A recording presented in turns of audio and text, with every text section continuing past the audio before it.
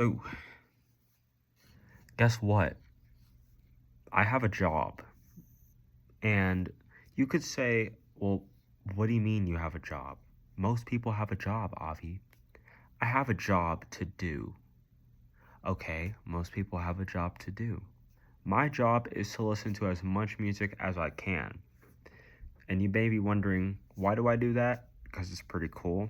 And if you don't do that, you're kind of lame. Let me make this a little brighter. I can't even see myself. Wow. Okay. Wow. Okay, that's better. That actually is a little too bright. There we go. Anyways, it's just cool, man, to like listen to music just because you can. I feel like you learn a lot when you listen to music, especially if you don't know what things would be like without specific people, without things happening. You know, it's just great to know. It's just fun to know. And there is a style of music that for everyone. You know, there's a style of music that everyone likes. Where's the? Wait, where is it? Where's my? God, where did I put? Oh, it's over here. Sorry, I had to grab the actual CD. I didn't know where it was. So there's a style for everyone, right? And I feel like finding that style is very important for you and for other people. Genres are really just labels that help us define specific sounds for different eras. Somewhat of a marketing tool, if you may, but not necessarily just for that purpose. I feel like genre serves more of a broader umbrella purpose than just marketing, because I think that's a pretty, at least nowadays, I think that's a pretty, as in nowadays for me, as in my personal growth, I think the more I think about it, I don't think genre is really something that is dependent on marketing. I think there's so much more. Um, when it comes to music that I feel like most people would like, it's a pretty easy story. But music that feels a little bit more interesting, people might not like it as much, especially in the car or something or on aux. But today's album of the day is something very special because it is very, very quiet. You have to listen. You actually have to listen. A lot of music that will play on the aux, you don't really gotta listen to it. It serves the purpose of just stimulating your ears, and that's it.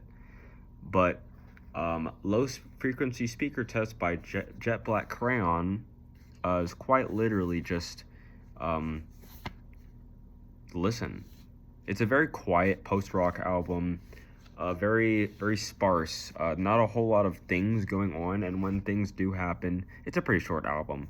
But when things do happen, it tends to lean more into jazzy, like Chicago style post rock, down tempo stuff, like kind of electronic infused, a little bit dancey here and there. I think like in The Tree and Scammons Lagoon, maybe even And So It Goes, like those three songs. There's some very jazzy moments here and there. Personally, my favorite three songs were Some Sort of Intro, Tonic Water, and Life Vest. And Life Vest was the prettiest song on here. It really does feel like, because there's a couple of like samples, which is interesting. That I think they're like samples of um, like just people saying words. The Tree has a sample at the beginning of someone talking about like the beginnings of life and stuff. But the instrumentation wise, I'm not hearing a whole lot of things. It sounds like there's really just like keyboards, like piano, guitar, and drums. And even then, they almost rarely play together as a whole. It's almost always like one or the other, which is very special. That makes you have to listen to the music more. And that's a problem that I have with the modern music industry, well, the music industry in general, to be honest, is that they try to push music that stimulates people and nothing else. They try to push a talent, but not push like the individuality of it. They want to push an aesthetic so they can make money. They're not pushing aesthetics for the purpose of dignity or the purpose of like authenticity.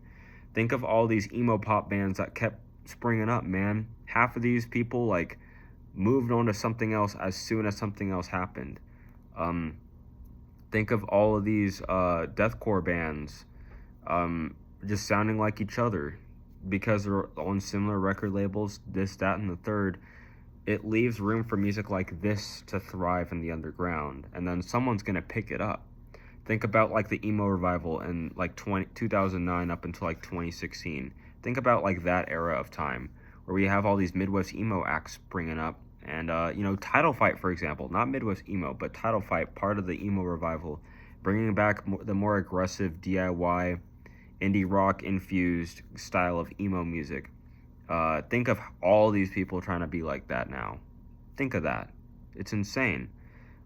We went from house shows back down to Arm's Length. I love Arm's Length though; they're fucking great. But my point being is that this kind of music is just music to stimulate people. This kind is music for you to listen to. Um, I have a list of bands that you would enjoy if you bands that if you like these bands, you'll enjoy this. Um, I feel like if you like Godspeed You Black Emperor, you might like this, but that's just because they're post rock. That's pretty much it. Talk Talk is one of them. Tortoise is one of them. Uh, Most of these are going to be Chicago-based post rock bands. Even American Football, if you like American Football.